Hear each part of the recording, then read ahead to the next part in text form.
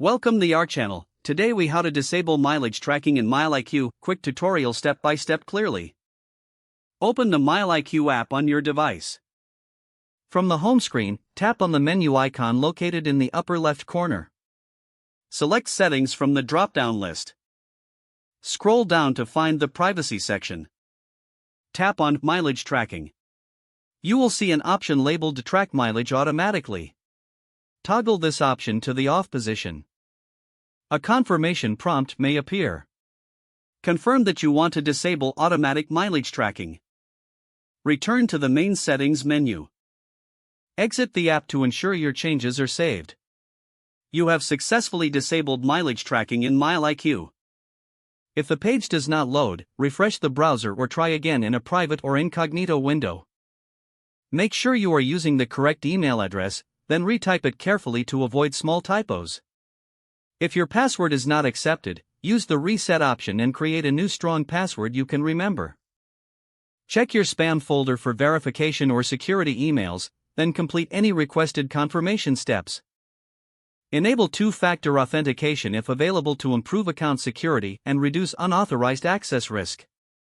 After signing in, review your profile details so your contact information and settings are accurate and current.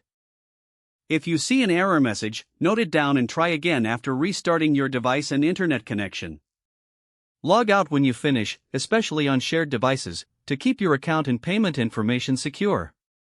If the page does not load, refresh the browser or try again in a private or incognito window. Make sure you are using the correct email address, then retype it carefully to avoid small typos. If your password is not accepted, use the reset option and create a new strong password you can remember. Check your spam folder for verification or security emails, then complete any requested confirmation steps. Enable two-factor authentication if available to improve account security and reduce unauthorized access risk. After signing in, review your profile details so your contact information and settings are accurate and current. If you see an error message, note it down and try again after restarting your device and internet connection.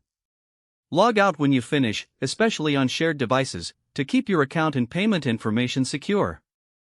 If the page does not load, refresh the browser or try again in a private or incognito window. Make sure you are using the correct email address, then retype it carefully to avoid small typos. Don't forget to like this video and subscribe to our channel for more step-by-step tech guides.